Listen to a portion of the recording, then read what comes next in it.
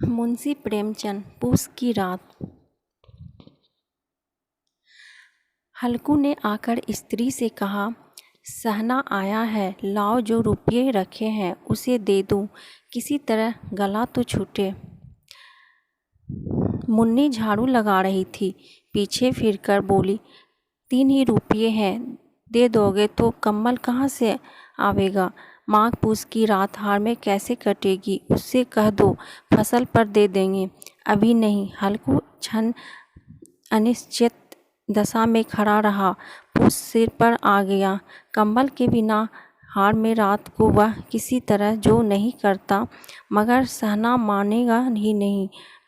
घुड़कियाँ जमावेगा, गालियाँ देगा, बला से जाड़ों में मरेंगे, बला तो सर से हट जाएगी। यह सोचता हुआ वह अपना भारी भरकम दिल लिए हुए, जो उसके नाम को झूठ सिद्ध करता था, स्त्री के समीप आ गया और खुशामद करके बोला, दे दे गला तो छूटे, कम्बल के लिए कोई दूसरा उपाय सोचूंगा।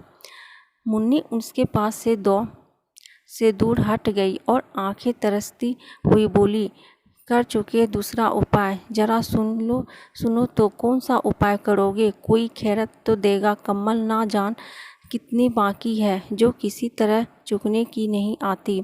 मैं कहती हूँ तुम क्यों नहीं खेती छोड़ देते हो, मर काम करो, उपज हो तो बाकी दे दो। चलो छुट्टी हुई, बाकी चुकाने के लिए ही तो हमारा जन्म हुआ है, पेट के लिए मजदूरी करो, ऐसी खेती से बाज आए, मैं रुपया ना दूंगी। हल्कू उदास होकर बोला, तो क्या गाली खाऊं।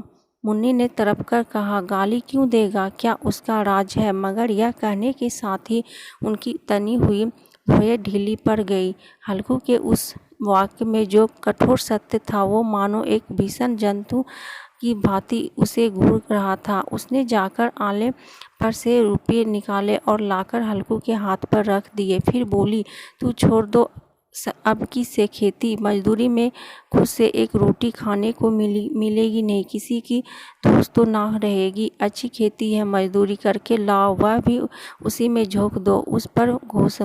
हल्कू ने रुपये के लिए और इस तरह बाहर चला गया मानो अपना हृदय निकाल कर देने जा रहे हो। उसने मजदूरी से एक एक पैसा काट कर 3 रुपये कम्बल के लिए जमा किए थे, वह आज निकल जा रहे हैं। एक एक पग के साथ उसका मस्त पानी दीनता के भार से दबा जा रहा था। पूस की अंधेरी रात, आकाश पे तारे भी ठुठुरते हुए मालूम होते हैं कि हल्कू अपने खेत के किनारे ऊख के पत्तों की एक छतरी के नीचे बांस के टहाले पर अपनी पुरानी गाड़े की चादर ओढ़े पड़ा काँप रहा था। खाट के नीचे उसका सगी कुत्ता जबरा पेट से मुंह डाले सर्दी से कुकू कर रहा था। 2 में से एक को भी नींद नहीं आ रही थी। हल्कू ने घुटनियों को गर्दन में चिपकाते हुए कहा, क्यों जबरा, जरा लगता है, कहता तो था घर में पुआल पर लेट आओ, तो यहाँ क्या लेने आए हैं। अब खाओ, ठंड में क्या करूँ, जानते थे मैं यहाँ हलवा पूरी खाने आ रहा हूँ, दौड़े दौड़े आगे आगे चले आए, अब रो नानी के नाम पर। जबरा ने पड़े पड़े दुम हिलाया और अपनी कुकू को सिद्ध बनाता हुआ कहा, कल से मत आना मेरे साथ, नहीं तो ठंडे हो जाओगे। इन रान पछुआ ने जाने कहाँ से बर्फ़ लिए आ रही है, उठो फिर एक चिल्लम भरो, किसी तरह रात को कटे।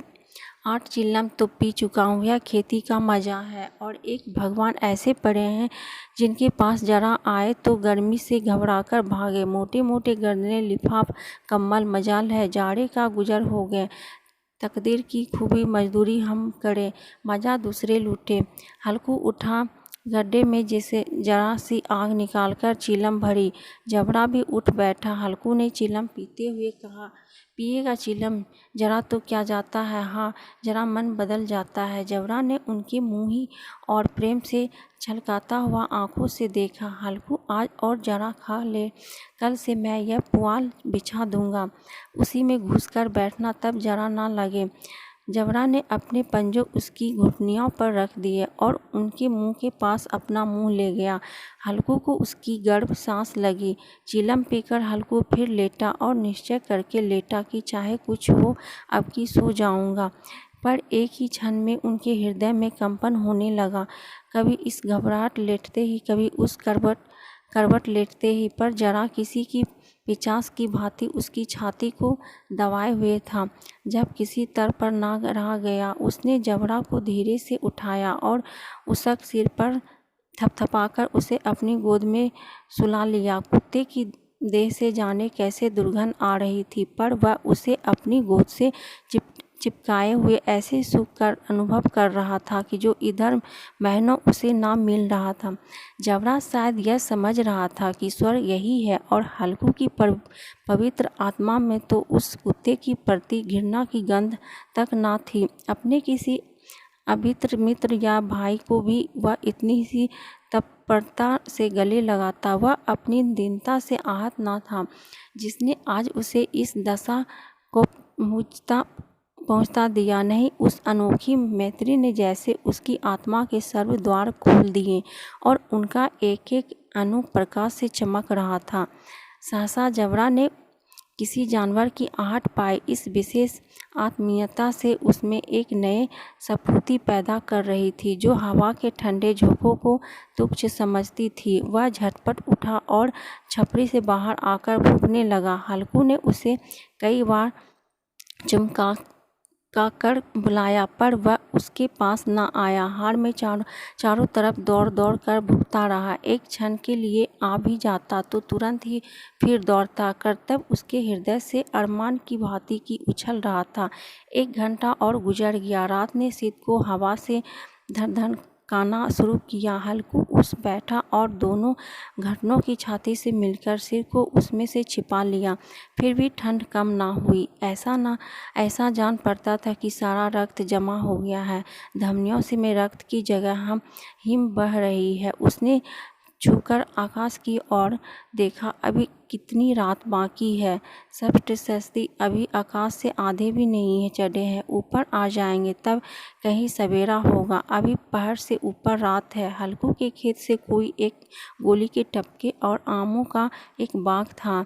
तब झड़ शुरू हो गई थी। बाग में पत्तियों को ढेर लगा हुआ था। हल्कू ने सोच चलकर पत्तियां बटोरी और उन्हें जलाकर खूब तापू। रात को कोई मुझे पत्तियां बंटवाते देख तो समझ कोई भूत है। कौन जाने कोई जानवर ही छिपा बैठा होगा, मगर अब तो बैठे नहीं रह जाता। उसने पास के अरहर के खेत में जाकर कई पौधे उखाड़ लिए और उनका एक झाड़ू बनाकर हाथ में सुगलाता हुआ उपला लिए बगीचे की तरफ चला गया। घबरा ने उसे आते देखा, पास आया और दुम हिलाते लगा। हल्कू ने कहा, अब तो नहीं रहा जा सकता जबरू, चलो बगीचे पत्तियां बटोर कर लाते हैं।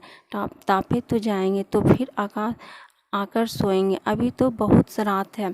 जबरा ने कुकू करते हुए सहमति प्रकट और आगे बगीचे की ओर चला। बगीचे में खूब अंधेरा छाया हुआ था और अंधकार में निर्दय पवन पत्तियों को कुचलता हुआ चला जाता था। वृक्षों के ओस की बूंदें टपक टपक नीचे टपक रही थी।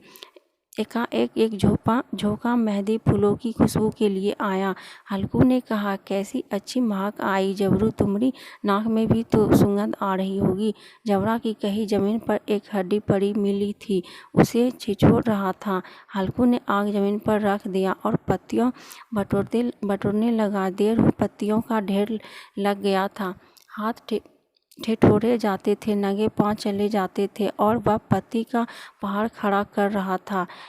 इसी अलाव में वह ठंड को जलाकर भस्म कर देगा। थोड़ी देर में अलावा जल उठा। उसकी लौ ऊपर वाले वृक्ष की पत्तियों को छूकर भागने लगी। उस अस्थिर प्रकाश में बगीचे के विशाल वृक्ष ऐसे मालूम होते मानो कि उस अथवा अंधकार और अपने सिरों पे संभाले हुए हो। अंधकार के उस अनंत सागर में यह प्रकाश एक नौका के समान हिलता मचलता हुआ जान पड़ता था। हल्कू अलाव के सामने बैठा और ताप रहा था। एक क्षण में उसने दोहर उतारकर बगल में दबा ली। दोनों पांव फैला दिए, मानो ठंड को ललकार रहा हो। तेरी जैसे मैं आई सोकर ठंड की असीम शक्ति विजय पाकर वह विजय गर्व को हृदय में छिपा ना सकता था। उसने जबरा से कहा, क्यों जबरा, अब ठंड नहीं लग रही है? जबरा ने कूकू करके मानो कहा, अब क्या ठंड लगती ही रहेगी, पहले से यह उपाय ना सूझा, नहीं इतनी ठंड क्यों खाते? जबर ने पूछ हिलाई। अच्छा आओ इस अलाव को कूद कर पार करें, देखो कौन निकलता है। अगर जल बचा तो मैं दवा ना करूं। चंबल ने उस अग्नि राशि को और कातर नेत्रों से देखा। मुन्नी से कल ना कह देना, नहीं लड़ाई करेगी। यह कहता हुआ वह उछला और उस अलाव के ऊपर से सांप निकल आया। पैरों में जरा लपट लगी, पर वह कोई बात नहीं थी। जबरा आग के सिद्र घूमकर उसके पास आ खड़ा हुआ। हल्कू ने कहा, चलो चलो, इसकी सही नहीं है, ऊपर से कूदकर आओ। वह फिर कूदा और अलाव के इस पार आ गया। पत्तियां जल सूखी थी। बगीचे में फिर अंधेरा छा गया था। राख के नीचे कुछ कुछ आग बाकी थी, जो हवा का झोंका आ जाने पे जरा जाग उठती थी, पर एक क्षण में फिर आंखें बंद कर लेती थी। हल्कू ने फिर चादर ओढ़ ली और गर्म राख के पास बैठा हुआ एक गीत गुनगुनाने लगा। उसके बदन में गर्मी आ गई थी, पर ज्यों-ज्यों शीत बढ़ती जाती थी उसे आलस से दबाए लेता था। जबरा जोर से भूख कर खेत की ओर भागा। हल्कू को ऐसा मालूम हुआ कि जानवरों का एक झुंड खेत में आया है। शायद नील गायों का झुंड था। उनके कूदने दौड़ने की आवाज़ें साफ कान में आ रही थी। फिर ऐसा मालूम हुआ कि खेत में चल रही थी। उनके दबाने की आवाज़ चरचर सुनाई देने लगी थी। उसने दिल में कहा, नहीं, जबरा के होते कोई जानवर खेत में नहीं आ सकता। नोच ही डाले, मुझे भ्रम हो रहा है। कहा, अब तो कुछ नहीं सुनाई देता। मुझे भी कैसा धोखा हुआ। उसने जोर से आवाज़ लगाई, जबरा जबरा जबरा। कुत्ता भौंकता रहा, उसके पास ना आया। फिर खेत के चर जाने की आहट मिली। अब वह अपने को धोखा ना दे सका। उसे अपनी जगह से हिलना जहर लग रहा था। कैसा दादाया हुआ बैठा है। इस जाड़े पाले में खेत में जाना, जानवरों के पीछे दौड़ना असला जान पड़ा है। वह अपनी जगह से ना हिला। उसने जोर से आवाज़ लगाई, हिलो हिलो हिलो। जबरा फिर फूंक उठा। जानवर खेत चर रहे थे, फसल तैयार था। कैसी अच्छी खेती थी, पर ये दुष्ट जानवर उसका सर्वनाश किए डाले थे। हल्कू पक्का इरादा करके उठा और 2-3 कदम चला, पर एकाएक हवा कस ऐसा ठंड भूकने वाला बिच्छू के डंक का सा झोंका लगा।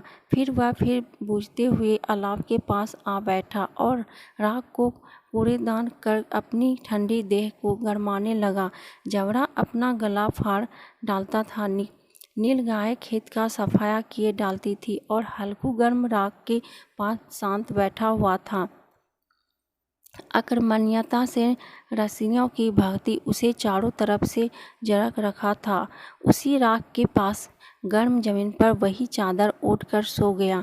सवेरे जब उसकी नींद खुली तब चारों तरफ धूप फैली हुई थी और मुन्नी की कह रही थी, क्या आज सोते ही रहोगे? तुम यहाँ आकर रम गए हो और उधर सारा खेत चौपट हो गया है। हल्कू ने उठकर कहा, क्या तू खेत से और होकर आई है? मुन्नी बोली, हाँ, सारे खेत का सत्यानाश हो गया है। भला ऐसा भी कोई सोता है? तुम्हारे यहाँ मडैया डालने से क्या हुआ? हल्कू ने बहाना किया, मैं मरते मरते बचा हूँ, तुझे अपने खेत की पड़ी है।